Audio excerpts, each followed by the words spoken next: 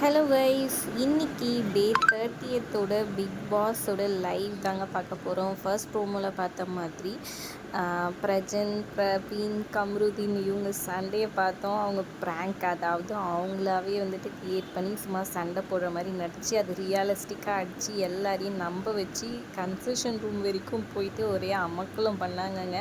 ஒரு கட்டத்தில் அது முடிவுக்கும் வருதுங்க.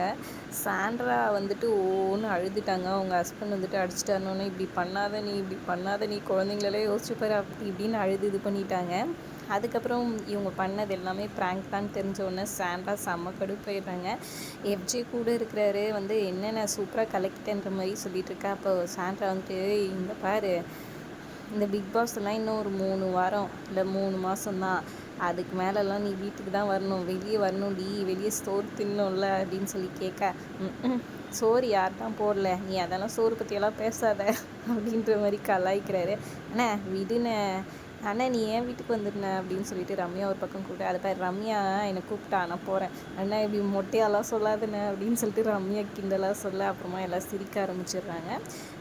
ரம்யா, அந்த அந்த எலிமந்து கொஞ்சம் இருந்துச்சுல, அது அக்காவோட டீயில் கொஞ்சம் போட்டு குத்துரு அப்படின்னு சொல்கிறாங்க. அப்புறம் சாண்ட்ரா ஒரு பக்கம் சிரிச்சிட்ருக்குறாங்க. செம ஃபண்டாக போயிட்டுருக்குது.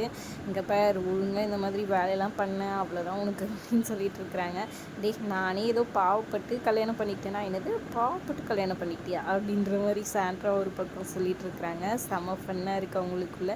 எனக்கு நீ பாட்டுக்கு போயிட்டேன்னா எனக்கு யார் துணி துவைக்கிறது, எனக்கு யார் பர்சனல் டிரைவராக இருக்குது, எனக்கு யார் இதை பண்ணுறது அதை பண்ணுறதுன்னு கேட்க, பார்த்தியா இப்போ இத்தனை வருஷமாக இதை நான் தானே செஞ்சிட்ருக்கேன், அப்போது எனக்கு காசு கொடு அப்படின்னு சொல்கிறாங்க. உனக்கு எதுக்கு காசு கொடுக்கணும், அதான் சோறு போடுறேனே அது போதும் அப்படின்னு சொல்லிட்டு இருக்காங்க. செம்ம ஃபண்டாக போயிட்டுருக்குது.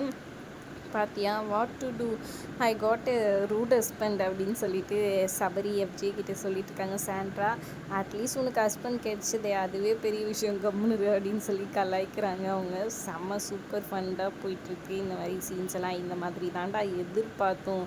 தரமாக சூப்பராக ப்ராங்க் பண்ணாங்க. இன்னொரு பக்கம் இந்த பாரு வந்துட்டு திவ்யாவை வம்புக்கு இழுத்துட்டே கிடக்குறாங்க. எங்கே போனாலுமே பாரு வந்துட்டு திவாகரை மைக்கு போடுன்னு சொல்லிட்டு இருந்தால் கூட வந்துட்டு இந்த அம்மா சண்டைக்கு வராங்க. நான் எங்கே போனாலும் நான் வருவேன் அப்படின்னு சொல்லிட்டு திவ்யாவை எந்நேரமும் வம்புக்கு எடுத்துருக்காங்க. திவ்யாவும் சும்மா சூப்பராக பாரு வச்சு செய்கிறாங்க. செமையாக யாருக்கா இந்த பொண்ணு, இதுன்னு என்ன இப்படி ட்விஸ்ட் பண்ணிகிட்ருக்கு, இந்த மாதிரி ஒருத்தி பார்த்ததே இல்லைன்னு கடுப்பாகி சொல்ல, அவள் இப்படி தான் பண்ணுவாள், அவள் இப்படி தான் ட்விஸ்ட் பண்ணுவாள், நம்ம தான் கொஞ்சம் உஷாராக இருக்கணும்னு சாண்ட்ரா வந்துட்டு சூப்பராக சொல்கிறாங்க.